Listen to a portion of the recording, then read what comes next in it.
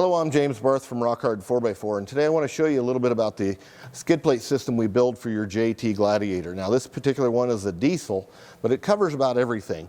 We offer these skid plates in 3/16 steel or 1/4 inch aluminum. This particular installation that we're going to show here today is on an aluminum version. Just makes it a little easier to lift. Now the skid plates have brackets that attach everywhere to keep it to where it needs supported, or it mounts along the frame rail. We've also added in 2 cross members in this build. These are made out of 1x2 solid steel and are bent and CNC machined to fit your vehicle. Now, these cross members allow us to attach everything to it and make an actual belly pan skid system where everything is designed to protect the vehicle. Now, the original JLs come with the motor mount, or I should say the transmission mount, further back in the vehicle than the earlier JKs and some of the other 4-door models.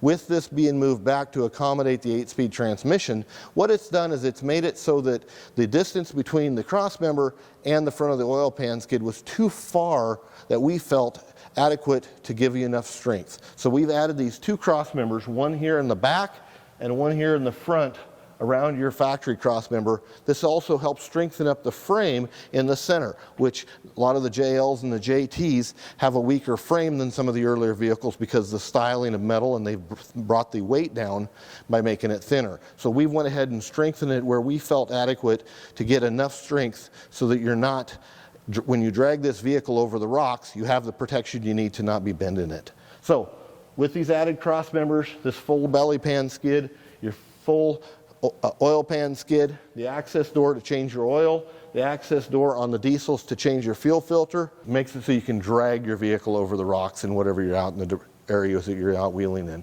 This skid plate system also covers the resonator skid, and we put some areas here to release the heat. Now let's go ahead and start with the installation of this and show you how it all goes together. Now we're going to go ahead and start the installation of the skid plates on this Jeep Diesel Gladiator. One of the things we need to do on a Rubicon is we need to remove these factory braces. Our dual cross member system will take care of all this and give it the strength that's needed. So we're going to go ahead and remove this piece here, here, here, and the cover over the fuel filter. We're going to go ahead and do that. We'll start off by using an 18mm socket here, a 10mm socket here, and a 16mm socket here. Now, one of the things to remember, I'm doing this with a ratchet here. It'd be a lot easier with air tools as such, but one thing to keep in mind is a lot of the new JLs and JTs, the frames are really hard, but they've put nut inserts inside the frames. You got to be careful not to break those nut inserts loose with a air ratchet or an air wrench, as it ratchets all the time and puts a lot of pressure against those nut inserts. So we're going to do this with an actual set of hand tools.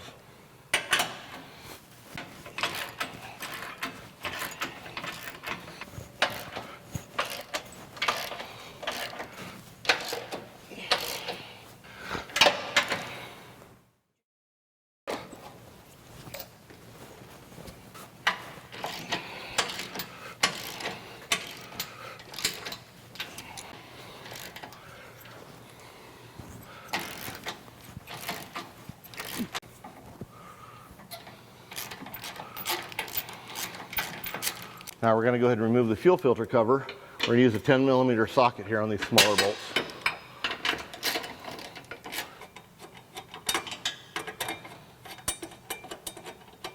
Now we've used the 10mm socket to remove the cover over the fuel filter here. Our skid plate system has a door in it to access the fuel filter. Now we're going to go ahead and remove these 2 bolts here, which will allow us to remove the cross member with these factory skid pieces. On the rear of the resonator skid, we're going to use a 16mm socket to remove the inner bolt. Now we're going to use a 13mm socket. This is the factory fuel skid that goes into this factory cross member. We're going to remove the 2 bolts here, which will allow the cross member to slip out.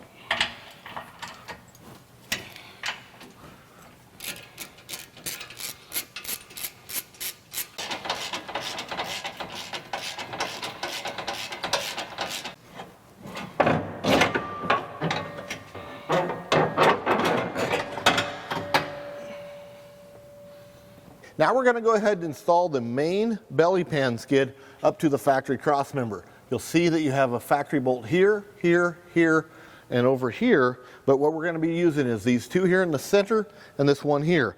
And what I do recommend is that we're going to put the bolt right in here, which will hold this plate in place while we can then slip the cross members up to where they belong. So we're going to hold this plate up and install this bolt here. I'm going to have some assistance to do that. Makes it a little bit easier. Now we've went ahead and started this center bolt. We're going to put the other two in with the washers, these tapered washers that will protect the head of the bolt. We want to leave these bolts really loose so that we can slip the cross members in afterwards.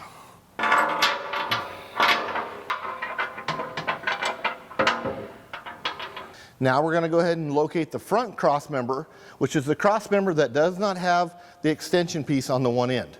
We'll go ahead and grab that now.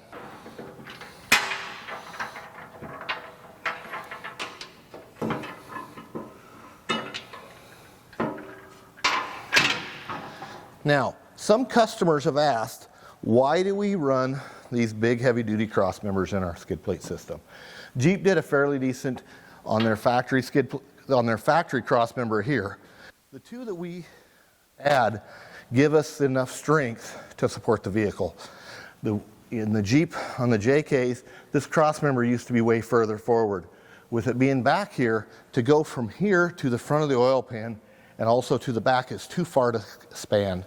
We just can't get the strength that we feel is adequately needed to protect the vehicle in an off-road situation. That's why we've added the two cross members that make our skid plate system extremely strong. Now we're going to go ahead and install the motor mount bracket on the passenger side. Now we've done this a couple different ways as far as the mounting. What we find is sometimes the factory bolts aren't long enough. Now in the kits a lot of times there's a replacement bolt that makes it longer. Now we have these thread extenders. They screw on the bottom of the bolt and have a stud sticking out. We're going to go ahead and install the passenger side. We're going to go ahead and screw this on the existing bolt. That is done on the bolt that is towards the back of the vehicle, towards the motor side. This thread extender screws on the existing bolt. Now, we do use a couple different manufacturers that we buy these through, so they vary a little bit in color and size, but this is done with a 17mm socket, deep socket. We're going to go over top of it and tighten it down. The bracket is a 90561D. We'll go ahead and install that on the stud after we tighten it and go ahead and connect it to the oil pan when we bring it up. We're going to use the 17mm and tighten this one down, okay? This gives us now longer threads, which will allow us to attach the bracket. We're going to leave that loose on top until we install the actual oil pan itself. Now we're going to go ahead and install the driver's side nut thread extender. This screws onto the existing bolt that's there. It's the inner one closest to the block on the back of the motor mount. Then we're going to go ahead and take a 17mm and tighten that down on that existing bolt. That'll allow us to have threads to install our bracket. Now we're going to go ahead and install the 90561G bracket on the driver's side.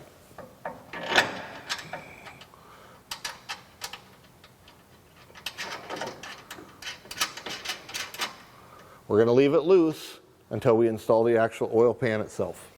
Now we're going to go ahead and locate the bolts that go here and here. These are the silver bolts that are 1/2-inch thread, where the outer bolts that are black are all 14mm.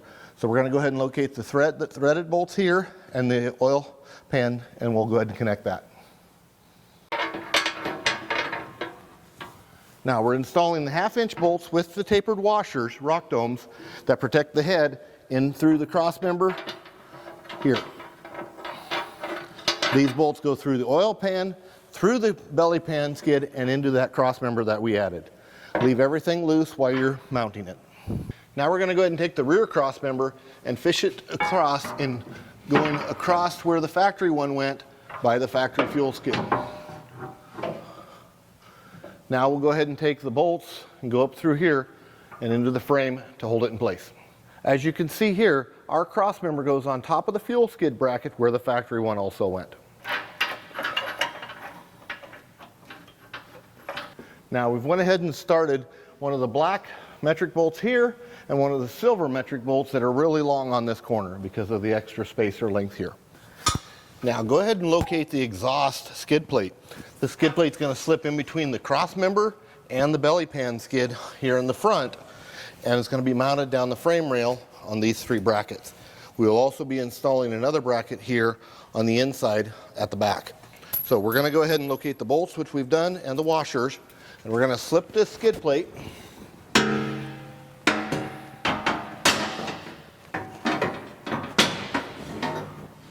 in between here.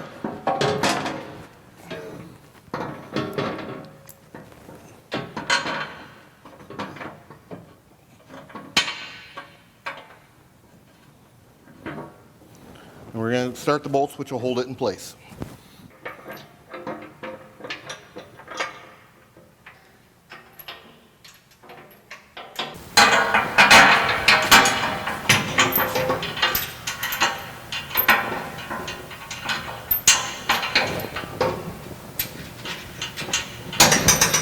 Now, one thing you'll notice is we've left all mounting hardware loose until we get everything installed. Now we're going to go ahead and locate the bolts that go through this exhaust skid and the factory belly pan skid into the crossmember.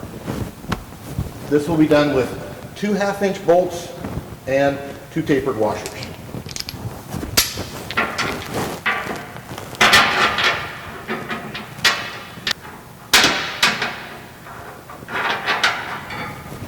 Now we've located the 80550E bracket, which it goes right next to the exhaust here. Mounts into the factory hole here on the factory crossmember in the frame. Now, if you don't have that bolt, it also comes in the hardware as an 8mm bolt. We'll go ahead and started that there. We will tighten it later with a 13mm socket, but we're going to go ahead and install the lower bracket also. So we're going to install the bolt that comes with it, the hardware kit, with a washer and a nut on the inside. Notice we've left the hardware loose until we get everything else installed. Go ahead and take an 18mm socket and remove the 3 bolts that go down the side of the frame. Now, this does allow the fuel tank skid to come down just a little bit. We are reusing the factory skid, which is the hanger for the fuel tank, so we're not removing it. It will stay in place. It may come down just about that far, just a little bit from the weight, but it does stay in place to allow you to install our skid over top of it. Now we've go ahead and located the fuel tank skid for this Gladiator. We're going to go ahead and slip it in between the belly pan skid and the factory skid here, and go ahead and mount it up with the 3 bolts on the outside.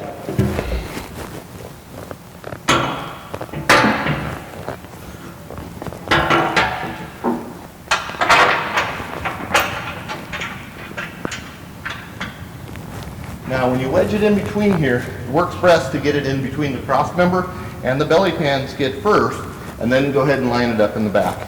You will go ahead and reinstall the 3 bolts here on the outside, along with a brace we'll show how to do here on the inside.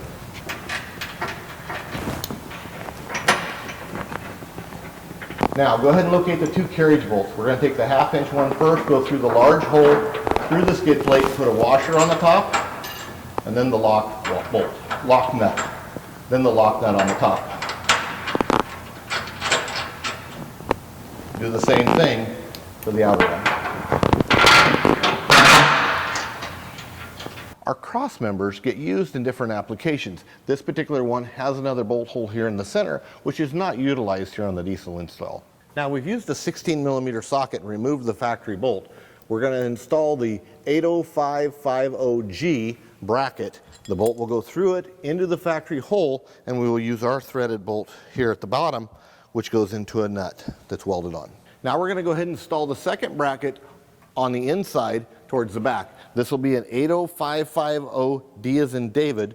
We used an 18mm socket to remove the factory bolt. This will go up through the hanger and then one of our bolts here at the bottom. This bracket is an 80508D as in David also. This bracket here has a 90° on both ends. We're going to go ahead and use the open end here at the top back into the factory hole on this outside using an 18mm socket. We're using a 9/16" wrench to go ahead and tighten up the lower edges of the brackets.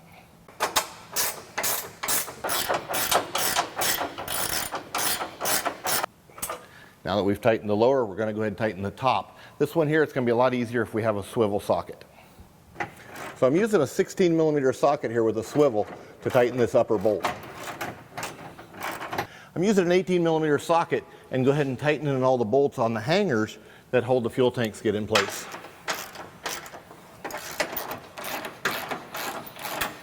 Now you'll notice I'm using hand tools because I don't want to tear up the inserts that are on the inside of the frame. Remember, on this front bracket, use a 16 millimeter on the top. Now we're going to go ahead and go to the resonator side and tighten the bolts on the outer side of the frame also. These bolts will be utilized using a 19 millimeter socket.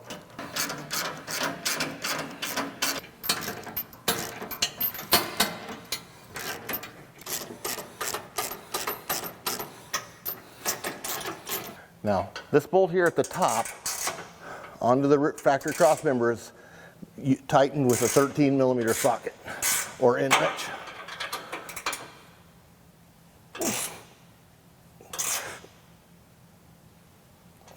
Now we'll use a 9/16 and tighten this lower bolt. On this lower bracket here, there's a nut on the inside, so we'll take a 9/16 end wrench on the inside and one on the outside to tighten it down. Now that we've went ahead and tightened the resonator and the fuel tank skids on the bracketry to the frame and made sure all that's good and secure, we're going to go ahead and start here on the belly pan. First of all, we're going to bring these three here in the center up. Then we're going to start out the outer four corners and bring it up nice and slow. All these black bolts around the belly pan system are tightened with a 19 millimeter socket.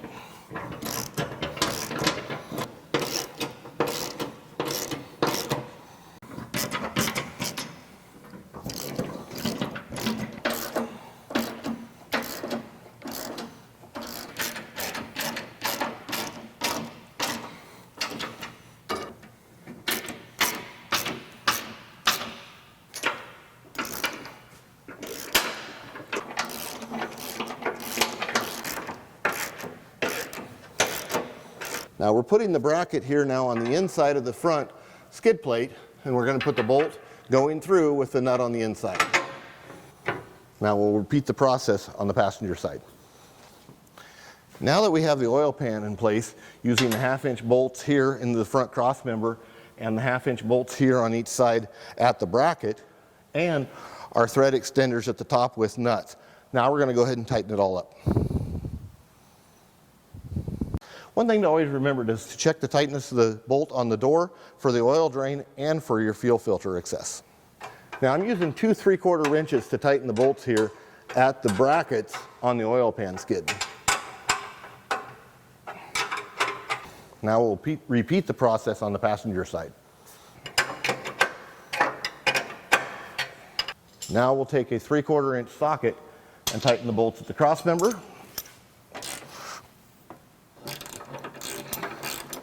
We're going to use a 17 millimeter socket and a long extension to tighten the nuts at the top at the bracket. Repeat the process on the passenger side.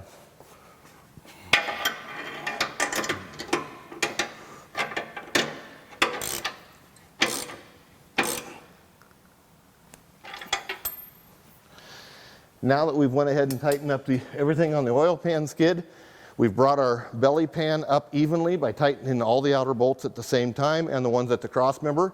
That brought everything up evenly, so everything cleared. We've tightened all the bolts around the fuel tank and around the resonator skid. Now you finish your installation of your rock hard 4x4 skid plates on your JT Diesel Gladiator.